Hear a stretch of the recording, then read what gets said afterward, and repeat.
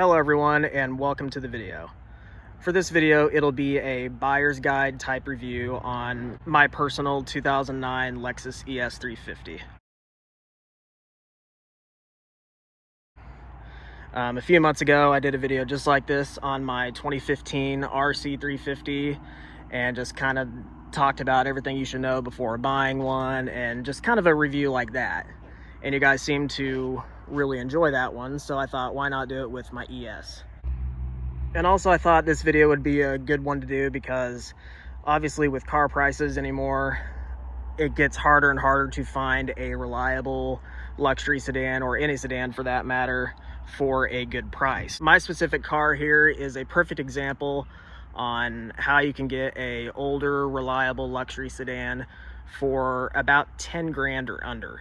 That's probably about the current value of mine right now, minus the accessories I've done to it, obviously.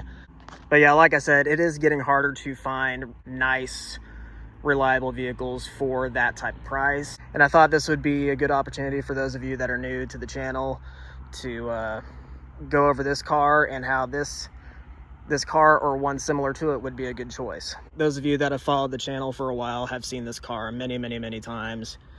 This is my first car. Got it about 8.5 years ago, back in April of 2016. Back then it had just under 80,000 miles, and now it has a little over 119,000 miles.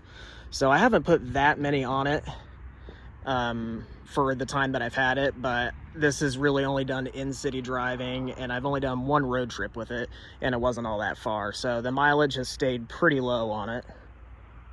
And for a almost 16-year-old vehicle, 119,000 is pretty low. And obviously, like I've mentioned before in my other videos, my camera, especially with the sun going down right now, is making the car look a lot darker than it actually is.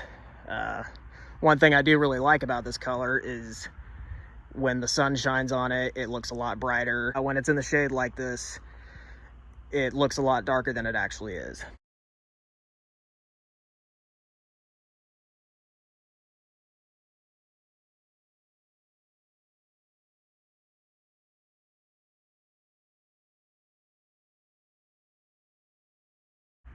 Back when I got it in April of 2016, we got it for just under $14,000. So it has held its value very well for the time that we've had it. So like I said, the value of it is like 9,500, 10 grand, somewhere around there. This 5th generation ES350 came out for the 2007 model year and was in production from 2007 to 2012. With a mid-cycle facelift in 2010. So I have the 3rd model year of this generation, and obviously the mid-cycle facelift brought slight changes to the styling on the front and back, and some interior upgrades as well, but it stayed mostly the same throughout its production. My favorite part about this specific car is definitely the color. It's very uncommon for this generation. Obviously, there were quite a bit of these produced, over 300,000 during the time that this generation was in production. And surprisingly, there were not very many made in this color, especially with the black interior, which I've never really understood why that is, but it is a very beautiful spec. Really do love the look of the red with the black interior as well. Everything in here has held up great. And obviously it does have smart key access and all that good stuff. So all you do is make sure the key fob is in the vehicle and press and put your foot on the brake and hit the button.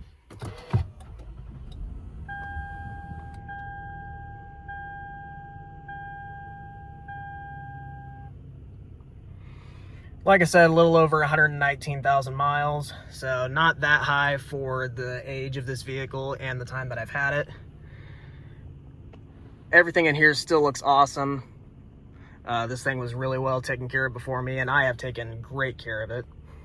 And ignore the flashing low tire pressure light. That has literally been on since the day I got this car, as I've mentioned before. Looking at the headlights, you do have HID headlights, and these are your daytime running lights when the headlights are off. Everything still looks good. So the things that I've done to this car since I've had it is, the main one is when I got these aftermarket chrome wheels. I think they look really good on the car with the color and all that stuff. They're not very clean right now. I did just wash the car, but I didn't polish the wheels or anything. And you can't really see it right now, but at night there is some logo lights that shine on the ground right there that I added.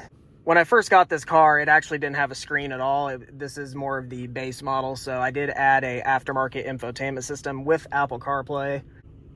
That'll cost you, depending on where you do it, over $1,000, but it's really, really good investment, and I have loved having it, and I'm so glad I did it. It is well worth every penny of it, and it really freshens up the look of the interior and gives you some good modern tech. So that is one thing to keep in mind when shopping for a vehicle like this, if it doesn't already have a screen. And right now it's just on solid red, which is how I like to keep it, but I do have LED underdash lights under here as well. I do think it looks really, really good. Love the look of that. And yeah, for a car that came out so long ago, it has aged extremely well cosmetically and just overall. And it still looks really good in here. Like I said, adding that aftermarket infotainment system was probably the best thing I've done to this car other than the wheels. And despite being an older vehicle, these things are so reliable. It'll last you for so long. If you're shopping for a car like this, I highly recommend finding one with average mileage, and just if you go over the Carfax and everything's been properly maintained, you shouldn't have an issue at all, really. I mean, all cars will break eventually, especially older ones, but the cost of ownership and maintenance is not that bad at all.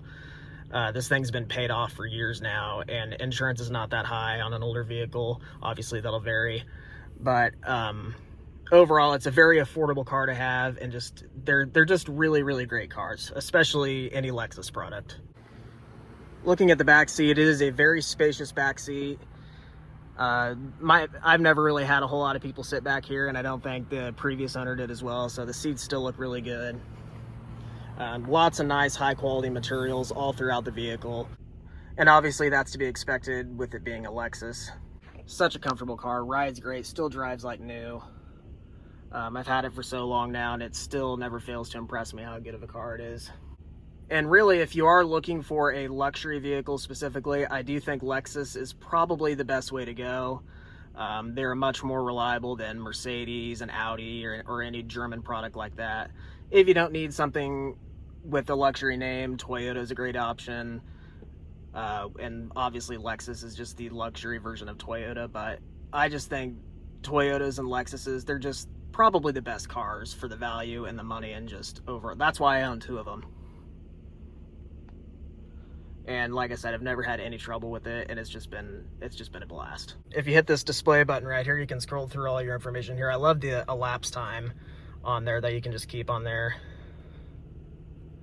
Gas mileage is okay. I've been sitting idling for a while, so that's why it says 18, but usually I get about 19 to 20 miles per gallon in the city.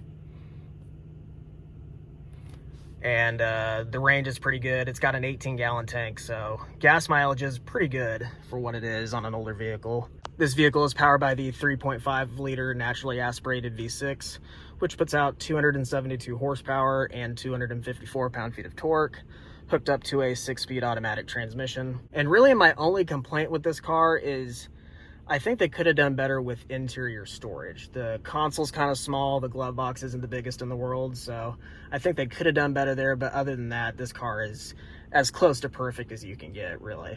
And they're such good value, and for 10 grand or maybe a little over or a little under, you get a lot of car. So yeah, that'll pretty much wrap it up for this buyer's guide type video on my 2009 Lexus ES350. It's hard to beat an ES for 10 grand or under, and if you find the right one with proper maintenance, you shouldn't have any issues, and it should be a great car for you. If you have any questions about the car or any other video requests that you'd like to see, please comment down below, and thank you guys for watching.